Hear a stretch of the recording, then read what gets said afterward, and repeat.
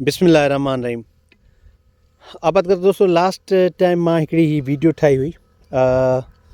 सरें जो फ़सुल आहे, इंटर क्रॉपिंग थियल आहे।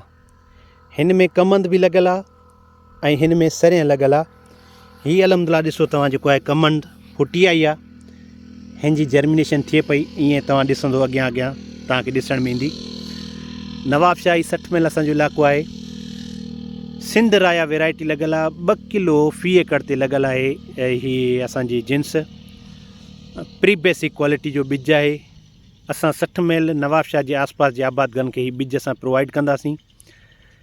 लास्ट टाइम छा थियो जो हिन खे असां हिकिड़ी NP ॾिनी हुई, माना असां कमंद पूरे करे पहिरियां भाण वग़ैरह हिन में फार्म यार्ड मैन्यूअर बि पियल आहे न, वथाण जो भाण बि हिन में ईअं सम्झो 10 ट्रेलियूं पियल आहिनि हिन एकड़ में।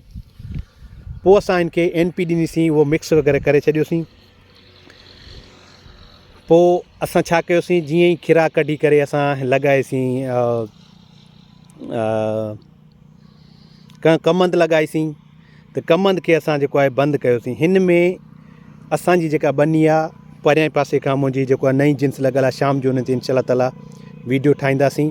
हीअ वीडियो मां जॾहिं बि अपलोड कयां, अॼु कयां सुभाणे कयां, छो त ॻोठ असांजे मसइला आहिनि तमामु घणा इंटरनेट जा।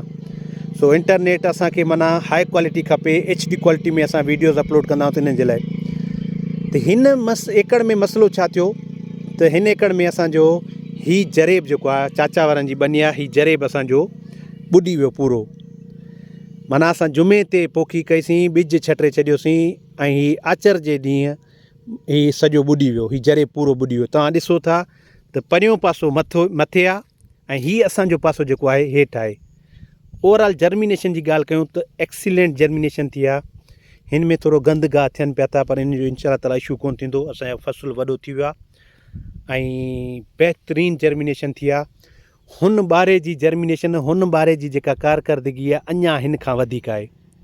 ठीकु आहे, त हाणे छा थियो, जॾहिं ॿुॾी वियो त बाबा चयो त ॾिसूं हाणे छा थो थिए। 2 ॾींहं थी विया आहिनि ऐं हीअ शइ असांजी ॿुॾी वई आहे ऐं असां पाणी ड्रेन आउट कयूं। मुंहिंजो पाणी ड्रेन आउट करण जी ज़रूरत कोन्हे को। असांखे वटि जेकॾहिं टाइम हूंदो त असां हिन में ॿिज वरी ॾींदासीं। जेकॾहिं पाणी ड्रेन आउट कंदासीं त असांजो हिन मां फर्टिलाइज़र जेको ॾिनल आहे उन जो असरु वेंदो हलियो।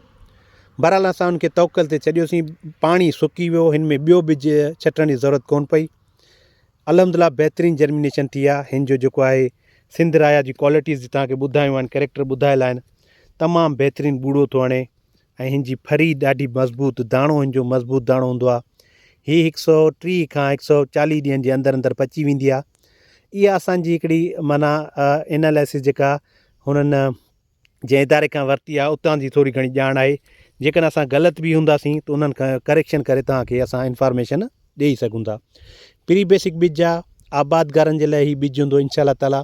असां तव्हांखे ॾींदासीं, ग्रेडिंग थियलु हूंदो त बि तव्हांखे ॾींदासीं। जेकॾहिं ग्रेडिंग न थियलु हूंदो, आबादगार असां खां खणी वेंदा, छो त हज़ारनि जी तइदाद में आबादगार असां सां राब्ते में हूंदा आहिनि। असां चऊं था असांजे इलाइक़े जे आबादगारनि खे इहा सहूलियत ॾियूं। इंशाअल्लाह ताला हिन जी वक़्तनि ब वक़्तनि तव्हां सां वीडियो शेयर कंदासीं। हींअर जेको आहे हिन खे ज़िंक, ह्यूमिक एसिड ऐं हिकिड़ी बोरी असां ॾींदासीं यूरिया जी। उन खां पोइ जेको पाणी जो वारो ईंदो, उन सां असां हिन खे यूरिया ऐं पोटाश ॾींदासीं। पोटाश हिन खे 2 दफ़ा इस्तेमालु कराइणो आहे, जीअं असांजो दाणो बहितरीनु थिए। तव्हां सभिनी जी वॾी महिरबानी। उमेद आहे वीडियो पसंदि आई हूंदी।